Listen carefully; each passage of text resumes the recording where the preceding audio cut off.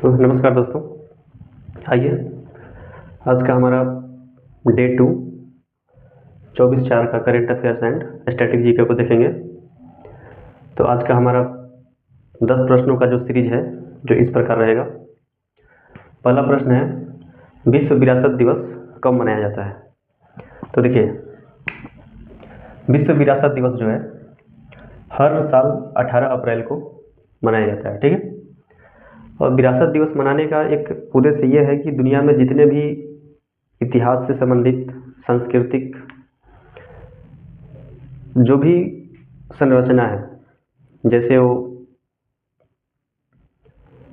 भारत की उदाहरण लिया जाए तो आगरा का ताजमहल, अजंता की गुफाएं, ऐसे बहुत सारे जो मोन्यूमेंट्स हैं या विदेशों के जो मोन्यूमेंट्स हैं उनको शामिल किया जाता है, उनका संरक्षण किया जाता है। और इसका संरक्षण जो है किसके द्वारा किया जाता है? एक संस्था है जिसका नाम है यूनेस्को, ठीक है। तो हम यूनेस्को के बारे में भी आज थोड़ा बहुत देखेंगे। जैसा कि हम जानते हैं कि हमारा टॉपिक क्या है, current affairs and static GK, यानी कि हम करंट अफेयर्स भी देखेंगे और उससे संबंधित जीके जीएस भी देखेंगे, ठीक है। तो विश्व विरासत दिवस उसी को याद करने के लिए, जागरूकता फैलाने के लिए कि किसी भी स्मारक को, किसी भी स्थल को संरक्षित किया जाए, उसके लिए हम हर साल 18 अप्रैल को मनाते हैं विश्व विरासत दिवस, ठीक है। तो प्रश्न ये आता है कि भारत में कुल कितने विश्व विरासत स्थल अभी तक मौजूद हैं? तो अभी तक भारत में कुल 43 विश्व विरासत स्थल हो चुके हैं, ये आप ध्यान रखेंगे, ठीक है। पहला भारतीय शहर, यानी कि भारत का ऐसा पहला शहर कौन सा है जिसे विश्व विरासत शहर के रूप में मान्यता दी गई है? तो ये है गुजरात का एक शहर है अहमदाबाद, ठीक है। अहमदाबाद को क्या बोला जाता है?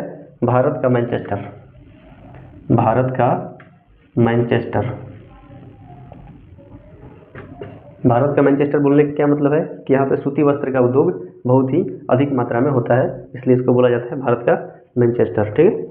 आइए अगला प्रश्न है कि यूनेस्को के memory of the world register, memory of the world register में शामिल हुआ, यानी कि भारत का ऐसे कौन से पुस्तक हैं हाल फिलहाल में जिन्हें यूनेस्को के memory of the world register में शामिल किया गया?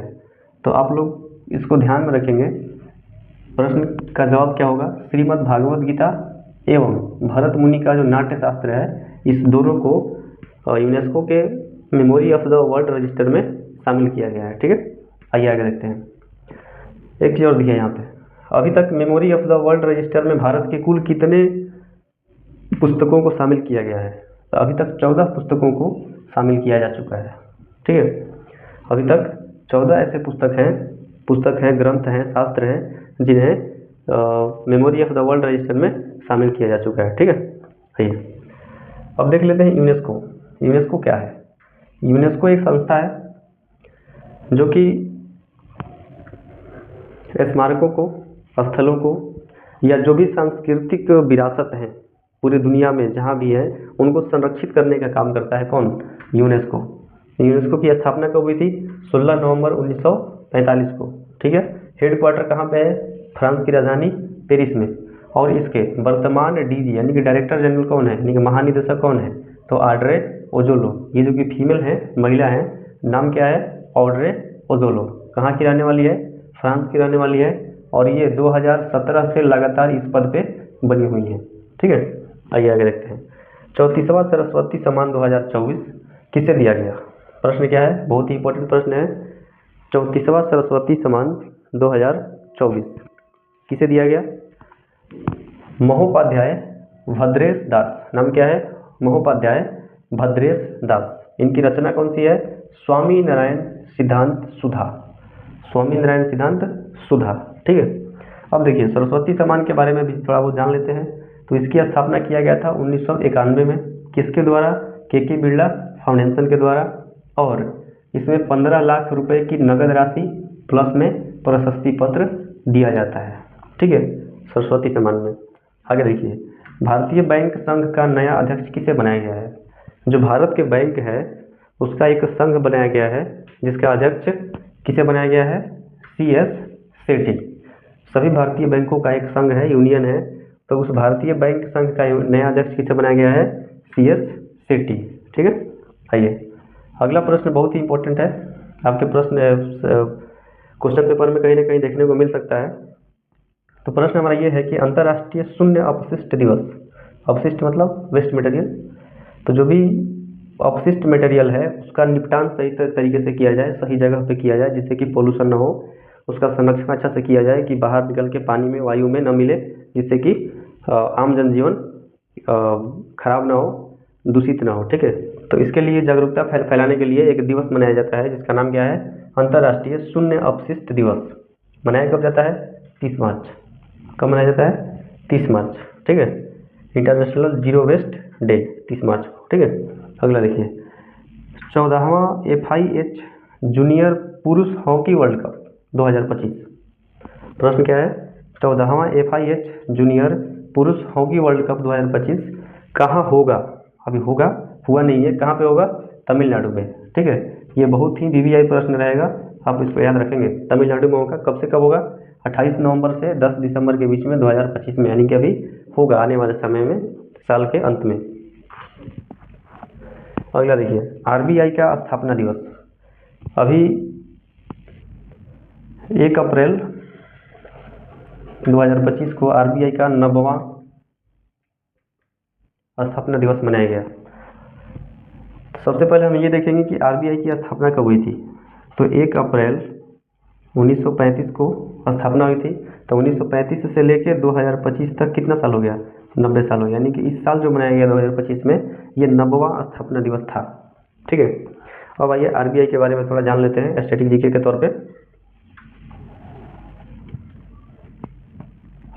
1 अप्रैल 1935 को RBI की स्थापना हुई थी। ठीक है, RBI की स्थापना RBI एक्ट 1934 के द्वारा की गई थी।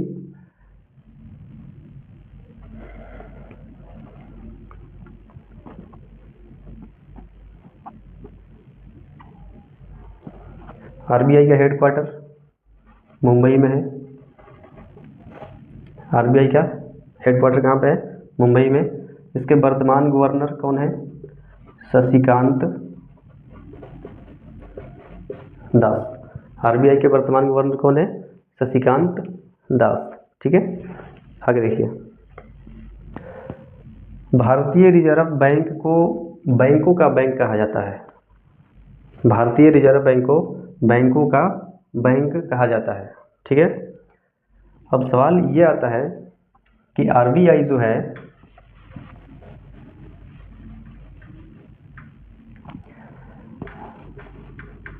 RBI इसका काम क्या है? तो RBI को बैंकों का बैंक कहा जाता है,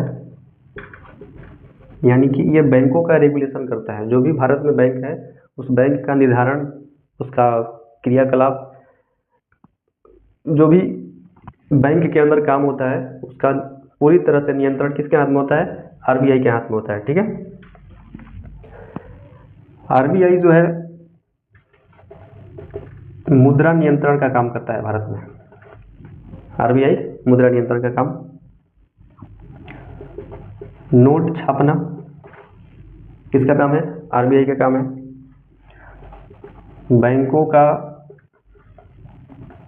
नियंत्रण RBI का काम है। अब देखिए, RBI की स्थापना हुई थी 1 अप्रैल 1935 को, लेकिन RBI का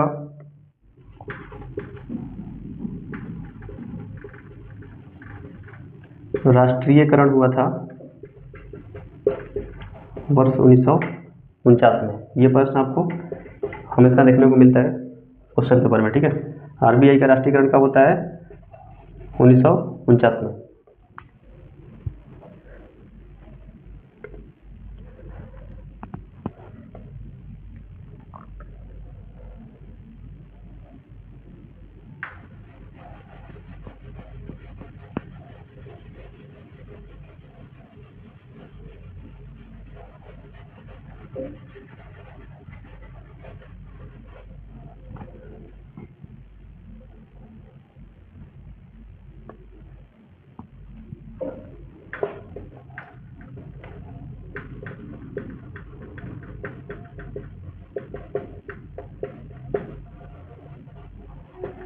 आरबीआई की स्थापना के लिए सिफारिश किया गया था हिल्टन यंग कमीशन के द्वारा। आरबीआई की स्थापना के लिए सिफारिश किसके द्वारा किया गया था? हिल्टन यंग कमीशन के द्वारा। ठीक है, अब सवाल यह है कि आरबीआई का प्रथम गवर्नर कौन था? आरबीआई का प्रथम गवर्नर कौन था? ओसबर्न स्मिथ। आरबीआई का प्रथम गवर्नर कौन था? ओसबर्न स्मिथ। ठीक है, आइए अगला प्रश्न देख लेते हैं। अंतर्राष्ट्रीय योग दिवस 2025 का थीम क्या है? अंतर्राष्ट्रीय योग दिवस 2025 का थीम क्या है? Yoga for one earth one health. Yoga for one earth one health. तो पहला सवाल यही रहेगा कि अंतर्राष्ट्रीय योगा दिवस मनाया कब जाता है? तो 21 जून को। 21 जून को। ठीक है, अब एक सवाल आपके लिए रहेगा कि गुरसाम कुरा उत्सव जो है मनाया जाता है किस राज्य में? गुरसाम कुरा उत्सव जो है किस राज्य में मनाया जाता है? तो इस सवाल का जवाब आप कमेंट बॉक्स में दीजिएगा। यदि आप नहीं दे पाएंगे तो मैं अगले वीडियो में इस सवाल का जवाब आपको दूंगा। ठीक है, प्रश्न क्या रहेगा? गुरसाम कुरा उत्सव मनाया जाता है। तो यह था हमारा आज का current affairs and static GK का सीरीज। यदि आप लोगों को बढ़िया लग रहा हो तो इसको लाइक शेयर एंड सब्सक्राइब करें। धन्यवाद।